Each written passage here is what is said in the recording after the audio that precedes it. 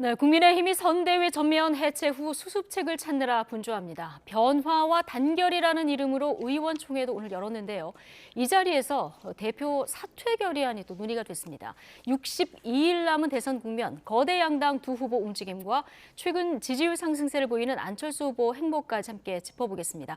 김영준 명지대 교수, 차재원 부산 가톨릭대 특임 교수 두 분 모셨습니다. 어서 오십시오. 예, 안녕하세요. 안녕하십니까. 시시각각 속보에 속보가 쏟아지고 있어서 보는 국민들도 정신이 없으실 것 같은데 오늘 좀 차분하게 상황을 좀 객관적으로 보기 위해서 오늘 두 분을 모셨습니다. 자, 국민의힘 선대위 바로 어제 해체를 하고 쇄신안을 발표했는데 당내 파열음이 계속되고 있습니다. 당직 임명을 둘러싸고 후보와 대표 갈등이 노출되더니 의총에서는 대표 사퇴안까지 또 거론이 된 이런 상황인데요. 오늘 나온 이준석 대표 발언 그리고 원내 지도부 발언까지 먼저 듣고 오시겠습니다. 고영태 사무총장의 임명에는 어떤 이견도 없습니다. 하지만 나머지 사안에 대해서는 큰 이견이 있었고 그래서 그 의견을 정확하게 이야기했고 저는 사실 지금 상황을 정치적인 상황으로 봅니다. 정치적인 상황이 있어서 어제부터 이 갈등 해소를 위한 여러 가지 노력들이 있었음에도 불구하고 그것이 온전히 받아들여지지 않은 부분도 있고 무엇보다도 저는 정치적 해법을 과연 모색하고 있는 것인지도 이제 궁금해집니다. 그러니까 사태에 대한 찬반 비율이 7대3, 8대2 정도로요? 싱겁죠? 지금 몇 분 정도 얘기를 나누셨어요? 지금 뭐 굉장히 많이 하셨어요. 20여 분 한 넘게? 10여 분 이상, 10분 이상. 대표가 당연히 참석해야 될 의무가 있고 대표가 많은 의원들이 제기하고 있는 문제점에 대해서 답변해야 할 책임이 있습니다. 대표의 의견을 듣고 대표가 그동안 제기하는 문제점들에 대해서 어떻게 답변하는지 그걸 다 경청한 다음에 의원들이 최종 의견을 수립해 나가도록 하겠습니다. 네, 의원들 요구에 대표는 답할 책무가 있다. 자, 그래서 이제 이준석 대표가 오후 의총에 참석하는 것으로 전해졌는데 지금 발언을 이준석 대표 발언만 공개하느냐, 전체를 다 공개하느냐 이거 가지고 좀 신경전이 벌어지고 있는 상황이라 아직 이준석 대표 모습이 현장에서 보이지 않는 이런 상황입니다. 어떻게 보십니까, 교수님? 얘기를 하기 전에 네. 제가 이 방송에서 참 한 번도 경험하지 못한 대선이라는 얘기를 한 적이 있는데 네. 거기에 이제 후속타가 저는 국민의힘의 세 가지가 도저히 이해가 안 가요. 첫 번째는 한 60일 정도 남겨놓고 선대위가 해체된 거나 지금까지 들어본 적은 없어요. 네, 2달 남은 네, 시점에서. 2달 남겨놓고 해체입니다. 예. 새로 만들어진 게 아니에요. 네. 두 번째는 당대표 사퇴 건의안이 지금 뭐 문제가 되고 있다는 것도 지금까지 들어본 적이 없고요. 지금 네. 대선이 얼마 안 남았는데 마지막으로는 경선에 참여했었던 홍준표, 유승민 후보가 전략적으로 침묵하고 있는 것에 대해서도 이해가 되지 않습니다. 원팀이 안 되고 있다. 이런 예. 것들이 지금까지 대한민국 대통령 선거 특히 특정 정당을 떠나서 한 번도 경험해보지 못한 거거든요. 그리고 어저께 윤석열 후보가 뭐라고 얘기했냐면 이준석 대표에 대해서는 그 역할이 있고 내가 사퇴할 권한이 없다라고 얘기를 했지 않습니까? 예. 그리고 같이 할 것이다라고 얘기를 했는데 벼랑간 또 오늘 의총을 열어가지고 사퇴 거리안을 한다니까 이건 엇박자예요. 예. 이건 어저께 윤 후보가 얘기한 거와 또 배치됐기 때문에 내용을 지금 빨리 끊고 새로운 변화와 무슨 뭐 단합이라고 얘기를 하는 단계라고 얘기를 하는 거를 가는 거로 국민들한테 얘기를 하면 거기에 실질적으로 맞는 행동을 해야 되는데 지금 말하고 행동이 자꾸만 엇박자가 나니까 국민들이 국민의힘을 볼 때 가장 크게 지금 걱정되는 거는 뭐냐면요. 저 세력이 과연 국정을 장악했을 때 정권을 교체했을 때 나라를 제대로 운영할 수 있을까? 네. 라는 그런 불신을 주는 게 더 아픈 부분이에요. 빨리 이 내용을 끌어내야 수습하는 된다라는 게. 생각이 예. 좀 듭니다. 사실 윤석열 후보 최근 지지율이 하락하고 있었고 이 흐름을 끊기 위해서 이제 김종인 위원장이 뭔가 개편을 하겠다 해서 승부수를 던진 거 아니야 이런 분석이 나왔는데 네. 김종인 위원장은 지금 나갔고요. 그 이후에 그럼 선대위 쇄신해서 나갈까 했는데 파열음이 계속되고 있는 상황이거든요. 지금 원팀 출발을 결의하는 의원총회인데 대표 지금 사퇴 결의안이 논의되고 있는 이런 상황 어떻게 보십니까? 앞서 예. 김영기 교수님 말씀하셨지만 저도 사실 이 사안을 보면서 떠오른 사자성어가 세 가지가 있는데 제일 첫 번째가 전대미문입니다. 이전에 들어보지 예. 못했다. 아까 말씀하신 거 충분히 설명을 하셨으니까 그건 건너뛰고 그 다음 떠오르는 단어가 점입가경이라는 것이죠. 예. 그러니까 어제 선대위 해체라는 극단적인 처방을 내리고 난 뒤에도 오히려 그러니까 내용이 진화되기는커녕 오히려 더 크게 지금 불씨가 번지고 있는 상황, 이러한 상황에 대해서는 저는 사실 뭐 윤석열 후보가 어제 제가 잘못이고 저부터 바뀌겠습니다고 이야기했지만 사실은 당내 갈등의 가장 큰 원인 중에 예. 한 분이 그러니까 김종인 뭐 총괄선대위원장의 뭐 정권이냐 아니냐 그런 부분도 있었지만 또 하나가 이 이준석 당대표의 자맹 그리고 또 일종의 그 사부타주라고 이야기하는 그런 그 행태였잖아요. 그런 부분들에 대해서 어제 사실은 그 기자회견 전에 제가 생각했을 때 윤석열 후보가 전격적으로 이준석 대표를 찾아가서 예. 내가 오늘 이런 형태의 기자회견을 할 것이니까 내하고 같이 갈 거냐 말 거냐를 확실하게 확답을 받든지 네. 아니면 그러니까 이 기자회견이 끝나고 난 뒤에는 내가 이런 발표를 했으니까 이제 그 우리 이 대표 같이 갑시다 하면서 손을 내미는 식으로 포용을 자세를 보였어야 되는데 그러지 못했다. 그렇기 때문에 이게 사실 계속 점입 가경으로 가고 있다. 그리고 나머지 하나가 뭐냐면 결국은 자멸지계라는 거죠. 그러니까 지금 대선을 60일 앞두고 지금 이 단일한 대우를 형성하지 못하고 계속적으로 이렇게 내분의 모습을 보여주는 부분들에 대해서 과연 이 지금 뭐 이 그 중도층뿐만 아니라 지지층들까지 지금 이 등을 돌릴 수밖에 없는 예. 그러한 상황이 되고 있다. 제가 생각했을 때는 국민의힘은 사실 지금 골든 타임이 이제 거의 뭐 몇 분도 남지 않은 것 같아요. 몇 분도 남지 않았다. 예, 저는 오늘이 거의 마지노선이 아닐까. 오늘 만약에 의원총회를 연다고 한다면 네. 여기서 당 내용에 대한 가닥을 분명히 잡아야 된다는 생각이 듭니다. 그럼 어떤 방향으로 이 내용을 방향을 잡아야 된다고 맞다고 보십니까? 저는 일단 뭐 지금 의원들은 이준석 당대표의 지금 그 사퇴 결의안을 네. 뭐 지금 추진하면서 지금 당대표직을 물러나라는 이야기인데요. 그런데 여기에 대해서 이준석 대표는 앞서도 그 우리가 자료화면에 나왔지만 정치적 상황이라는 이야기를 했거든요. 예. 그거는 결국은 그러니까 지금 사퇴 결의안을 통한 그런 식의 수적 우위를 통해서 자신을 압박하기보다는 이 지금 모든 이 윤 후보를 둘러싼 지지율의 정체의 원인이 뭐냐 이런 부분들에서 허심탄회하게 논의하고 여기서 뭔가 정치적 해결 방안을 찾자는 것인데 네. 이런 부분들에 대해서 지금 의원들 입장에서는 더 이상 참을 만큼 참았다. 그렇기 때문에 무조건 이준석 대표가 물러가라는 식으로 이렇게 밀어붙이면 저는 답이 안 나올 거라고 봅니다. 어느 정도 상당히 그러니까 정치라는 것은 결국 완성도 완패도 아니잖아요. 결국 적정한 타입의 하나의 지점을 찾아야 된다고 한다면 저는 오늘 허심탄회한 의원총회를 통해서 그동안 쌓였던 이야기들을 다 드러내놓고 이 부분에 대해서 봉합을 서두르는 것이 맞지 않을까. 그렇다고 한다면 이준석 당대표는 껴안고 그리고 윤석열 후보가 이준석 당대표가 그동안 지적했던 문제들을 적극적으로 수용하면서 하나된 모습으로 다시 태어나겠다, 다시 시작하겠다는 모습으로 재정립해야 되지 않을까 생각이 듭니다. 네. 시간이 매우 촉박하다. 예, 저는 오늘 뭐, 안에 뭔가 해결을 해야 된다 이런 얘기를 해주셨는데 사실 60일 남겨놓은 시점에서 두 분 말씀하신 대로 같은 편끼리 지금 갈등이 계속 이렇게 노출되는 참 특이한 상황인데 이 갈등 불씨가 번지는 책임이 뭐 윤석열 후보에게도 있겠고 이준석 대표에게도 있겠습니까만은 어떻게 이 봉합을 해야 이 봉합이 될 거라고 보십니까? 지금 뭐 교수님 말씀하신 부분들도 예. 상당히 이제 나름대로 해법이 될 수 있는데 저는 어떻게 생각을 했었냐면 이제 선대본부 체제가 만들어지더라도 네.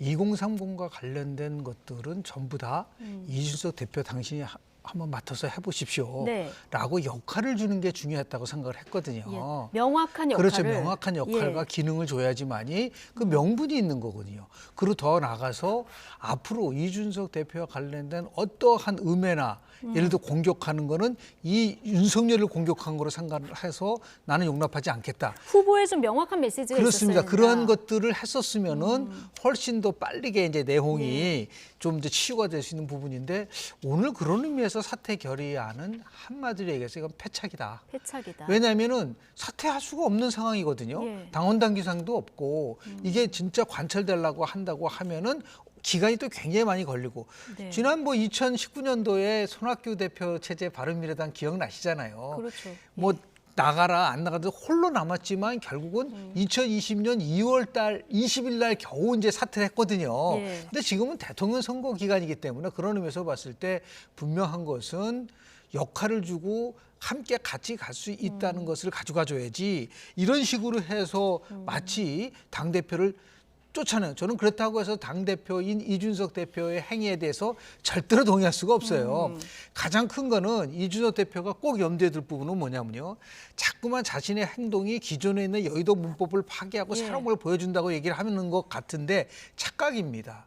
문제는 뭐냐면 아무리 격식을 파괴하고 창조적 파괴를 한다고 하더라도 이것이 창조적 파괴가 아니라 퇴보적 파괴를 한다고 한다면 예. 잘못된 것이 또 하나는 문제는 뭐냐면 제가 제일 안타깝게 보는 거는 뭐냐면 이준석 대표가 이렇게 정말 공격도 받고 비상식적인 행동을 하면은 대한민국의 청년 정치를 스스로 죽이는 거다.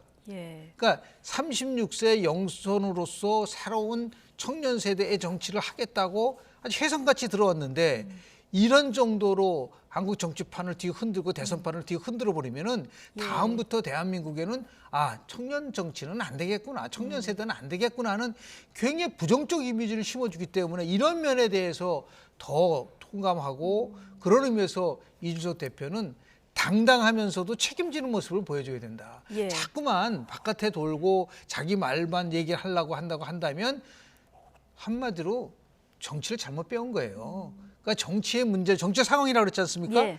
정치는 정치로 풀어야 된다. 라는 말씀을 정치는 드리고 정치로 싶습니다. 풀어야 된다. 이준석 대표의 최근 행동 동의할 수 없지만 그렇지만 그래도 의총에서 지금 대표 사퇴안을 논의하는 네. 것은 패착이다 이런 얘기를 해주셨는데요. 자, 이 신경전을 좀 빨리 수습할 수 있을지가 관심인데 오늘 그 이준석 대표가 이철규 부총장 임명한 네. 상정 오전에 거부하지 않았습니까? 그런데 윤석열 후보가 포함해서 권영세 사무총장, 원희룡 정책본부장 또 일괄 임명을 지금 강행한 이런 상황이거든요. 이런 대목들도 상당히 그러니까 지켜보는 지지층들 입장에서는 억장이 무너지는 예. 상황이죠. 사실은 어떻게 보면 그러니까 지금 당무 우선권을 당 후보가 갖고 있기 때문에 사실 뭐 임명을 강행하는 부분은 할 수 있습니다만 그러니까 당무 우선권에는 당무 임명권도 다 들어가는 겁니다. 예, 뭐 그렇게 네. 지금 그러니까 지금 해석을 할 수밖에 없는 상황인데요. 네.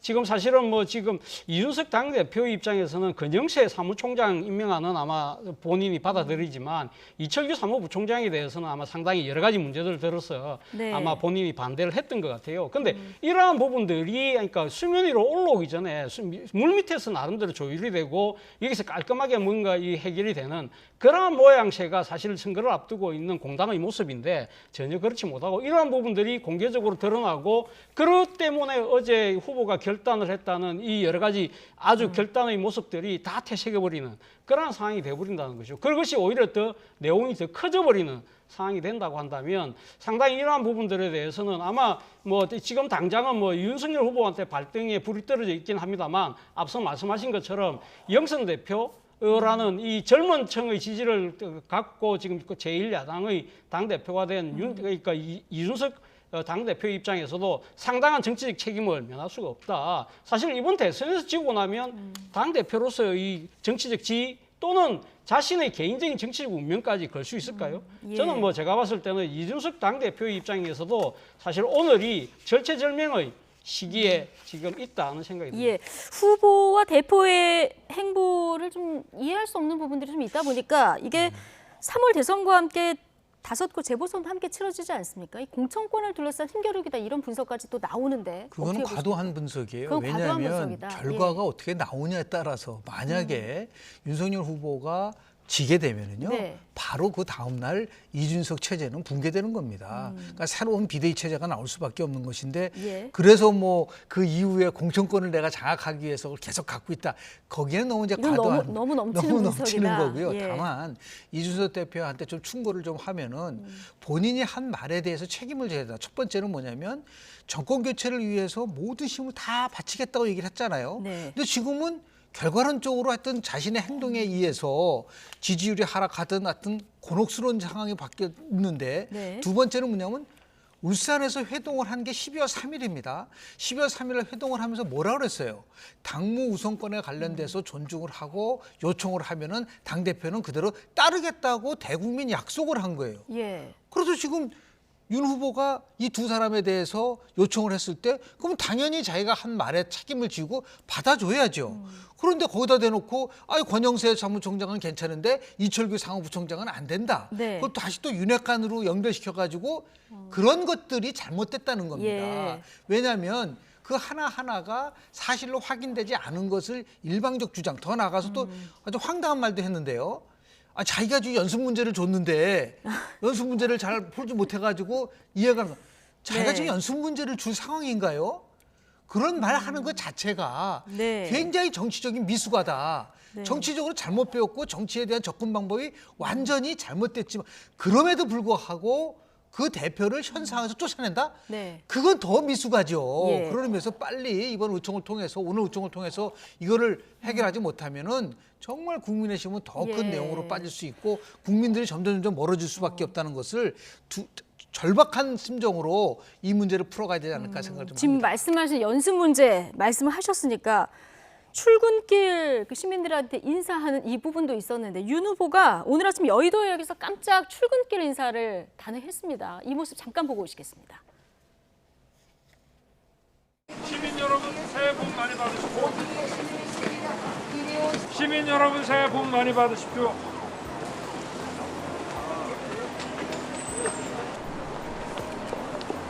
시민 여러분 새해 복 많이 받으십시오. 이준석 대표의 그 제안이 조금 영향을 미쳤을까요? 의원님 이쪽으로 나오시면 됩니다. 가시죠? 얘기합시다. 그럼 뭐 앞으로 이렇게 시민들 직접 만나는 행보는 좀 자주 하실 계획이신가요? 아무래도 국민들과 이 소통을 많이 해야 안 되겠습니까? 그래서 오늘 아침 8시 반에 당사에서 회의도 있고 그래서 아침에 일어났는데 한 30분 먼저 나와서 사무실 근처에 지하철역에서 시민들 또 추운 날 바쁘게 일터로 가시는 분들 한번 뵙는 게 좋겠다 해서 나왔습니다. 네. 아침 일찍 이렇게 일터로 나가시는 분들 조금이라도 좀 힘나게 해드리는 일이라면은 언제든지 마다 않고 할 생각입니다. 네.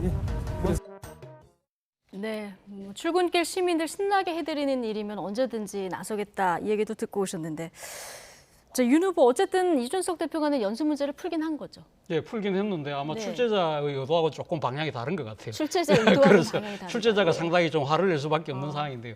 저렇게 그러니까 한 30분 빨리 나와서 깜짝 인사를 할 수 있을 정도로 그러니까 지금 일정이 조율이 가능하다고 한다면 왜 그러면 어제 이준석 대표가 이야기했을 때 그걸 딱 덥석 받으면 되지. 그걸 뭐 다른 여러 가지 일정들이 있어서 못하는 것처럼 이야기를 해서 이준석 대표를 상당히 어떻게 보면 화나게 만드는 그러한 상황이 됐다는 거죠. 이런 부분들을 보면 아직도 윤석열 후보를 둘러싼 여러 가지 이 소통 시스템 이런 부분들이 상당히 여전히 문제가 있는 것이 아닐까. 그리고 오늘 지금 그 여의도역 앞에서 할 때 이 부분에 대해서 또 윤석열 후보 측에서 이준석 당대표에게 미리 네. 또 통보를 안 했던 모양이에요. 그러니까 이 대표 입장에서는 자기가 내놓은 문제이지만 이건 풀고 있는지 안 풀고 있는지를 언론을 통해서 들었으니까 기분이 나쁠 수밖에 없는 그런 상황이니까 이러한 작은 것들이 쌓여서 두 사람 간의 신뢰관계가 점점 더 지금 작아지고 있다, 힘들어지고 있다는 상황인데요. 물론 앞서 말씀하신 것처럼 저도 이준석 당대표 이러한 행위 자체가 저는 상당히 문제 있다는 생각이 듭니다. 지금 당대표 입장에서는 자기가 지금 출제자가 아니잖아요. 네. 자기도 어떻게 보면 실전 고사를 윤석열 후보와 같이 풀어야 될 수험생이에요. 그런데 마치 자기가 감독관이나 출제자인 것처럼 연습 문제나 던지고 있는 듯한 표현, 그리고 어제 뭐 무운을 빈다는 표현이 있잖아요. 네. 이런 표현 같은 경우도 정말 부적절한 단어를 쓸 수 있다는 거죠. 뭐 요새 젊은 층들은 무운이라는 단어를 운이 없는 것으로 받아들인다고 그러는데 마치 진짜 이 제3자가 듣기에는 진짜 운이 없어라는 식으로 뭔가 이렇게 정치적인 아주 안 좋은 이뭐 전망을 내고 있는 이기길 것처럼 바라는 원래 뜻은 아니 그런데 이제 그렇게 전쟁터의 받아들일 수 있다는 거잖아요. 운을 이기기를 바란다는 그러니까요. 뜻인데 요즘 젊은 사람들 문해력이 떨어져서 그렇게 한다는데 아마 젊은 사람들이 느끼기에 많은 사람들이 예. 이준석 대표가 진짜 그런 마음을 갖고 있는 것이 아닐까라고 생각할 정도의 그런 반응을 보인다는 거예요. 알겠습니다. 젊은 사람들이 문해력이 떨어졌다기보다는 좀 이게 잘 쓰지 않는 단어이기 잘 쓰지 때문에 않는 단어. 네, 저희도 이제 뭐 찾아보고 알고 이런 경우가 꽤 많은데 어쨌든 김영준 그래서 교수님은 지금 이준석 대표가 조금만 더 정치적인 경륜이 있으면 이렇게 얘기했을 것 같아요. 윤 정말 후보가 변한 거는 참 다행입니다. 네. 이렇게 여하튼 간에 새로운 모습을 보여. 이건 내가 제안하고 제안하지 않은 것이 중요한 것이 아니고 그래서 실은 이준석 대표가 조금 지혜로웠다면은 이 얘기를 바로 권영세 본부장한테 주고 권영세 본부장이 바로 윤석열 후보한테 줘서 이루어졌다라고 나름대로 그런 식으로 포장을 했다고 한다면 제 국민의힘이 정말 제대로 돌아가는구나. 어저께 얘기한 대로 모든 걸 다시 시작하는 것을 보여주는 거나 하는데 이준석 대표는 처음부터 끝까지 모든 걸 자기 중심 정치로만 얘기를 하니까 내가 출제를 했는데 출제대로 하지 않았다. 나는 강북에다 얘기를 했는데 왜 벼랑간 여의도냐. 뭐 이런 식으로 얘기를 하니까 참 이게 정치적으로 성숙되지 못했구나라는 것을 다시 한번 확인한 부분인데요. 이게 결국은 마지막으로 이제 겪는 내용이라고 봅니다. 오늘을 시점으로 해서 이제 깊은 골짜기에서 이제 산봉우리로 올라가는 마지막 단계라고 보고요. 빨리 이것이 이제 좀 잘 정리가 돼서 내일은 좀 더 새로운 모습을 좀 보여줬으면 좋지 않을까라는 생각을 좀 합니다. 두 분 말씀 들어보면은 참 쉽게 해결이 될 것도 같은데 이게 참 어렵게 계속 신경전만 하고 있습니다. 오늘 하태경 의원은 연애 과정 중에 밀당 수준이다. 이런 얘기를 하기도 했는데 자, 이 수습이 될지 좀 지켜보도록 하고요. 자, 국민의힘 혼란 상황 지금 언제 수습될지 국민의힘 지지자들 입장에서는 굉장히 답답한 이런 상황인데 최근 여론조사를 보면요. 당 내홍 여파가 고스란히 수치로 드러나고 있습니다. 이러다 보니까 안철수 후보의 약진이 두드러지는데요. 박석원 앵커가 정리해드립니다. 대선이 2달여 앞으로 다가오면서 많은 여론조사 결과들이 쏟아지고 있습니다. 최근 결과들의 추세는 이 그림에 담겨 있는데요. 이재명 후보가 윤석열 후보를 앞서가면서 간격도 점차 벌어지고 있습니다. 머니투데이가 한국갤럽에 의뢰한 조사 결과입니다. 윤 후보의 지지율이 30% 아래로 빠졌습니다. 반면 이 후보는 40%를 향해 올라가는 추세죠. 격차도 8.4%포인트로 지난주보다 더 벌렸습니다. 다음 KBS가 실시한 한국 리서치 여론조사도 추이는 비슷한 양상입니다. 이재명 후보가 39.1%, 윤석열 후보가 26%로 두 후보의 격차는 13.1%포인트, 두 자릿수로 벌어졌습니다. 윤 후보의 하락 추세가 뚜렷해졌는데요. 국민의힘은 변화를 줄 수 있는 시한을 1월 말 설 연휴 전으로 보고 있습니다. 지난 2달 동안에 까먹은 게 한 15% 가까이 까먹은 것 같아요. 그래가지고서 내가 예측을 했을 적에 11월 말 한 번 변화가 있을 거고 12월 말 변화가 있을 거라고 생각을 했는데 그 변화가 그대로 이루어지고 있는 거예요. 그래서 12월 말에 사실 내가 예측하기에는 한 5% 정도 뒤질 수밖에 없을 거라고 이렇게 생각을 했는데 그 차이가 지금 나타났어요. 그와 같은 현상을 보면은 이거를 1월 말 소위 구정초에 다시 또 하나의 변곡점이 나올 텐데. 국민의힘이 내홍을 겪는 사이 무대에 오른 사람은 바로 국민의당 안철수 후보입니다. 앞서 본 두 여론조사 모두 두 자릿수 지지율을 기록했습니다. 안 후보는 계속해서 단일화 논의에 대해 참가에 의의를 두는 올림픽에 나온 것이 아니라는 말로 분명하게 선을 긋고 있는데요.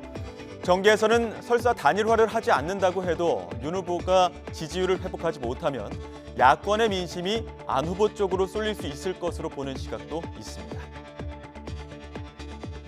쭉 내려가서 뭐 자기 지지자들이 집권 가능성이 없다고 보이고 상대적으로 안철수 후보가 올라가는 경우에는 얼마든지 그게 중심인물이 바뀔 수 있다고 생각합니다. 지난번 선거 때만 해도 초반에는 오히려 안철수 후보가 문재인 후보하고 뭐 대항마로서 잘 가다가 그다음에 중간에 한번 그게 홍준표 후보 쪽으로 옮겨가면서 사실은 안철수 후보가 3위를 했죠. 안 후보 측은 설 전에 안철수와 다른 후보의 양강 구도로 접어들 것이라며 자신감을 보이고 있는데요. 현재 후보들의 상황으로 볼 때 실현 가능한 시나리오인지 전문가들과 이어서 짚어보겠습니다. 네, 자, 국민의힘이 자중질환에 빠진 사이 이재명 후보도 지금 격차를 벌이고 있지만 안철수 후보 상승세가 굉장히 뚜렷합니다. 홍준표 의원이 젖은 장작에 불 붙기 시작했다 이런 표현을 썼는데 지금 10% 넘은 그 여론조사 결과는 꽤 나오고 있고요. 15%까지도 갈 수 있는 여력이 있다고 보십니까? 뭐 일단 그까지도 뭐 저는 갈 수 있다고 봅니다. 예. 일단은 지금 안철수 후보의 상승세는 사실 어떻게 보면 국민의힘 내용에 상당히 힘입은 바 큰 것이죠. 그러니까 지금 상당히 안철수 후보가 그 이전에는 상당히 진보, 그다음 중도, 이제는 약간 보수 쪽으로 약간 진영이 옮겨왔다고 한다면 네. 보수 지지층 입장에서는 윤석열 후보에게 실망했던 그 표심들이 안철수 후보에게 쪽으로 가는 것이 뭐 당연해 보이는 현상으로 볼 수 있는 것이고요. 그리고 또 하나는 이 지금 안철수 후보가 두 자릿수를 넘어가면서 일종의 소위 말하는 상강 후보가 될 경우에는 안철수 후보를 찍어서 아 내가 찍어도 안철수 후보 대통령 안 될 거 아니야. 네. 그래서 안 찍겠다고 하던 사표 방지 심리가 많이 완화될 수 있다. 완화될 그런 수 있다. 측면에서 예. 보면 조금 더 그러니까 상승할 가능성이 있다. 그러나 이것이 과연 지속 가능할 것인가 부분에 대해서는 좀 지켜볼 필요가 있다. 제가 생각해서는 앞서 말씀드린 것처럼 지금 현재의 상승 국면은 사실 지금 일종의 반사이익이거든요. 그러니까 네. 지금 윤석열 후보의 실망한 표들이 상당히 소위 말하는 홧김에 뭐 지금 이제 그러니까 지금 뭐 한다는 식으로 지금 안철수 후보에게 쏠리는 청량눈이 분명히 있는 것이고요. 그리고 또 안철수 후보가 지금 딛고 있는 정당의 기반이 원내 여석 3석 정당에 불과하다. 그러한 정당이 과연 정권을 창출해낼 것일 수 있을 것인가에 대한 또 회의감도 있는 것이고요. 그리고 또 무엇보다도 안철수 후보가 지금 정계에 들어온 지 10년이 됐는데 네. 그동안 이 10년 동안 보여준 정치적 그 이력에 대해서 많은 사람, 적지 않은 사람들이 실망감을 갖고 있다. 이러한 부분들을 과연 불식시킬 수 있을 예. 것이냐. 그런 측면에서 보면 과연 이것이 지속 가능할 것인지는 조금 지켜볼 필요가 있다는 생각이 듭니다. 이 안철수 후보 몸값이 오르니까 이제 단일화 얘기가 계속 나오는 이런 상황인데 김종인 위원장은 단일화 말이 나올수록 윤석열 후보에게는 불리하다 이런 얘기를 했는데요. 어떻게 보십니까? 뭐 어떻게 분류할지는 모르겠지만은 지지율의 변동에 의해서요. 결국은 단일화라는 것은 연대로 가기 위한 하나의 그 전제 조건일 수도 있는 거예요. 예. 그러니까 지금 여론조사들 많이 나오는데 제가 아주 객관적으로 말씀을 좀 드리면 세 가지가 특이한 현상이에요. 첫 번째는 이재명 후보의 지지가 높아지는데 40%대를 못 넘어가고 있다. 이것도 굉장히 이렇게 큰 악재가 있는데도 불구하고 예. 40%를 넘는 여론조사 그렇게 많지 않고요. 박스권에 두 갇혀 번째는 있다. 예. 윤석열 후보의 지지가 20%대로 떨어졌다는 거. 네. 이게 굉장히 중요한 변수인데요. 네. 지금 두 한국갤럽 머니투데이하고 KBS 한국리서치가 조사 시점을 보면은 저게 바로 1월 3일과 4일입니다. 그러니까 1월 3일과 4일이라는 거는 선대의 내용으로 아주 국민의힘이 아주 엄청나게 공격을 받았을 때 조사한 거예요. 그리고 마지막 세 번째 특징이 바로 안철수 후보가 10%대로 올라갔다라는 네. 이 세 가지인데 제가 추론하는 거는 예. 결국은 이재명 후보의 40%와 그 중도 보수가 합친 40%. 그러니까 윤 후보와 다시 얘기해서 안 후보가 포함되는 숫자가 40%대에서 4, 2, 4로 구축되는 양상을 처음에 보일 거라고 보는 거죠. 네. 그런 의미에서 봤을 때 만약에 윤 후보의 지지가 25% 이하로 떨어질 때는 굉장히 위험한 상황이 도출되는 거예요. 예. 그건 홍준표 전 대표가 얘기한 것처럼 자기가 97년에 24%를 얻었어요. 지금 안 후보가 조금씩 상승하는 이유는 지난 2017년도에 안철수 후보가 얻었던 21.4%를 지지했던 지지계층들이 다시 이탈을 집결합니까? 하고 있다가 이 예. 상황 속에서 다시 조심스럽게 결집하는 걸 보여주고요. 더 나아가서 지금 대통령 선거에서 가장 중요한 이 민심을 움직이는 거는 크게 제가 한번 말씀을 드린 적이 있는데 20대 서울 중도 자영업자층이에요.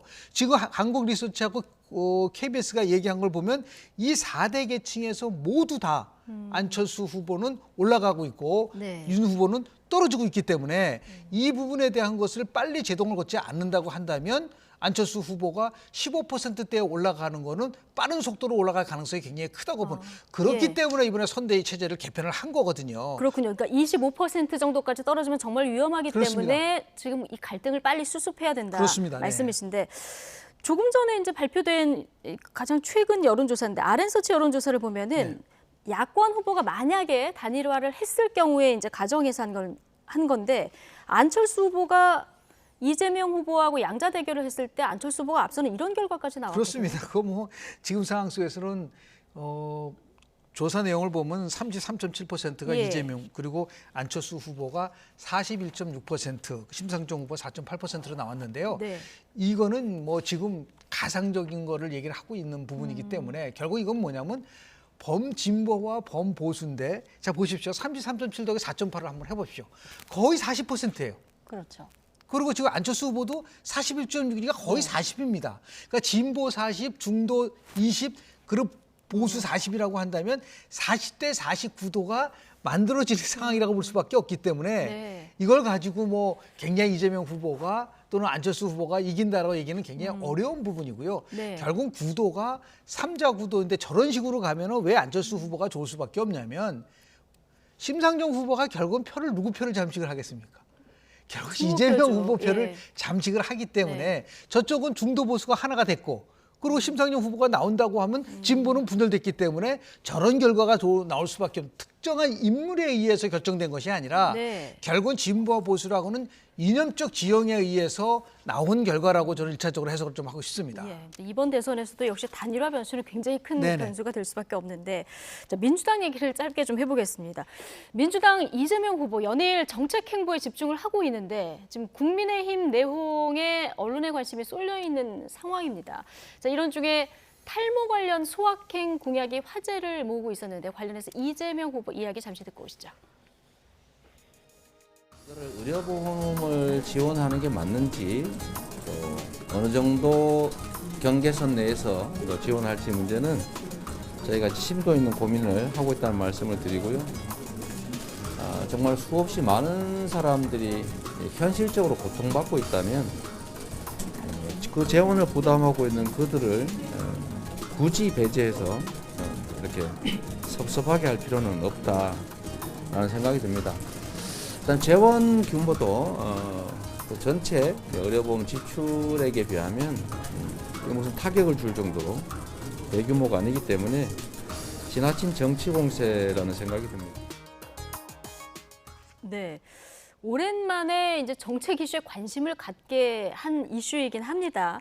근데 내친 김에 좀 임플란트 지원 얘기까지 네. 나오다 보니까 지난번에 전 국민 100만 원 지원하겠다 이 얘기에 더해서 지금 다시 포퓰리즘 논란도 일고 있는데 어떻게 보십니까? 사실 뭐 탈모인들의 고통을 생각한다는 네. 그러니까 이 대선 후보의 은행 자체는 상당히 좀 신선한 측면이 분명히 예. 있습니다. 그럼에도 불구하고 뭐 지금 이재명 후보는 뭐 이 건강보험 재정에 큰 타격이 되지 않는다고 이야기를 해요. 예. 뭐 지금 이 보도에 의하면 이 아마 탈모 치료제가 아마 연간 한 700억 정도 만약에 건강보험이 보장을 하게 될 경우 그 정도의 아마 타격이 생기는 모양인데 전체 규모로 보면 상당히 적은 것이죠. 네. 그러나 지금 이 건강보험 재정이 점점 악화되고 있는 상황이라는 겁니다. 그리고 특히 무엇보다도 건강을 보장하는 우선순위가 있는데 그 순위로 따지고 보면 사실 탈모는 이 생명의 문제하고는 직결되어 있지 않잖아요. 중증이나 뭐 암과 같은 이러한 경우는 사실 지금 현재 그 건강보험이 커버할 수 있는 비율이 80% 정도밖에 안 되거든요. 예. 그러니까 그 지금 그런 환자들 같은 경우 그런데 좀 더 이 지금 그 건강보험이 좀 더 많이 그러니까 지급돼 할 수 있는 그러한 상황을 지금 바라고 있는데 문제는 거기보다는 탈모인들의 표가 훨씬 더 많다. 객관적으로 그런 부분들 때문에 아마 비판하는 쪽에서는 상당히 일종의 포퓰리즘이 아니냐 네. 이런 부분들에 대해서 지금 뭐 이재명 후보는 뭐 큰 부담이 안 되니까 문제 없다고 이야기하지만 상당수 유권자들은 그런 지점을 상당히 예의주시하지 않을까 하는 생각이 듭니다. 예, 뭐 정식 공약으로 지금 채택된 건 아닌데 어쨌든 늘 재원이 문제 아니겠습니까? 그렇습니다. 예. 두 가지 면에서 좀 논쟁이 될 거라고 네. 보는데요. 잘 지적을 해주셨었는데 우리 용어를 한번 보십시오. 건강보험이잖아요. 네. 이게 건강과 관련이 있는 건가요? 그렇지 않잖아요. 그러니까 우선순위와 본질에 대한 문제에 대한 얘기를 좀 해줘야 될 필요가 있고 2025년서부터 국민건강보험 재정이 지금 악화된다고 하는 부분들이 있는데 두 번째는 뭐냐면 얘기하고 좀 지나면은 그거 우리가 내가 얘기한 건 아니고 좀 더 생각해 보겠다는 얘기를 하는데 저는 여기까지 나오면 뭐까지 나올 것 같으면요. 저는 기본 성형이 나올 것 같아요. 지금 국민들한테 이 아름답게 해줄 수 있는 예. 거를 뭐 기본을 시리즈를 잘하니까 그냥 아마 기본 성형까지 나오지 않을까. 기본 성형. 예, 기본 성형에 대한 부분 또 우리 젊은 세대들은 또 굉장히 또 이거 너무 황당하다고 얘기를 할 수 있는 거지만 이런 식으로 신선한 게 아니라 황당한 거죠. 이렇게 가져가면 오죽하면 포퓰리즘이 아니라 모퓰리즘이라는 말까지 나올 정도로 예. 이런 부분에 대해서 좀 정책에 대한 우선순위 좋은 말씀하셨는데 우선순위를 굉장히 중요하게 여겨야 되지 않을까 생각을 좀 합니다. 알겠습니다. 앞으로 이제 60일 남은 대선 토론도 또 변수가 될 텐데요. 좀 정말 시시각각 들어가는 대선 관련 소식들 오늘 두 분 교수님과 짚어봤습니다. 김영준 명지대 교수, 차재원 부산 가톨릭대 특임 교수 두 분과 함께했습니다. 고맙습니다. 네.